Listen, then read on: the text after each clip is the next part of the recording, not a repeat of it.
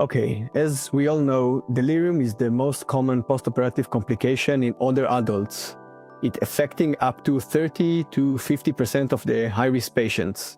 And we know it's not just a medical issue, it deeply affects patients' emotional well-being and can trigger long-term consequences, such as functional decline or even dementia.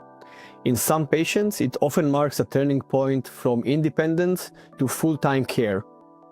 Yes, exactly. You explained that very well. And despite this, it's still under-recognized, under-diagnosed. And we know that simple non-pharmacological interventions like time and space orientation and emotional support can really help reduce its incidence.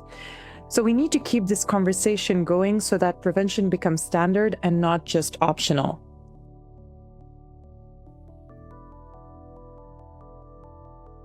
This is a really good point. Well, in pediatrics, it's standard for the parents to be present before and after surgery. They tend to calm the child and improve outcomes. And that model works really well because it's not only the emotional part that's being supported, but the whole part of this care is that it's very patient-centered. Older adults are, of course, not children, but they do share similar vulnerabilities such as anxiety, fear, confusion, and sensory overload. I completely agree. I think that adopting same principles, like having chosen family member present with you during the peri-operative period, can help ground older patients, reduce orientation, disorientation, and prevent delirium. It's already proven in pediatrics, and I think it's time we offer older adults the same dignity and protection during their surgical journey.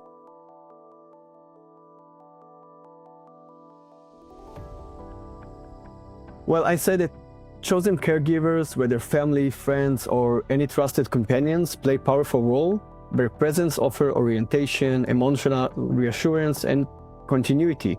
A familiar face or voice can reduce anxiety and keep patients anchored in reality.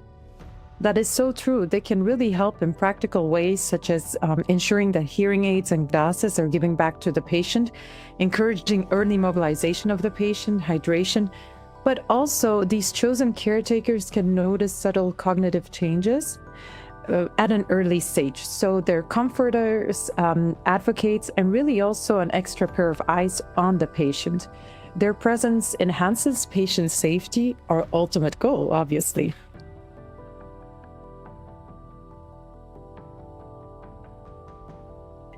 Well, unfortunately, many hospitals are still hesitant. Concerns include infection control, spatial limitations, and mainly, as everything in medicine, the fear of disrupting routines.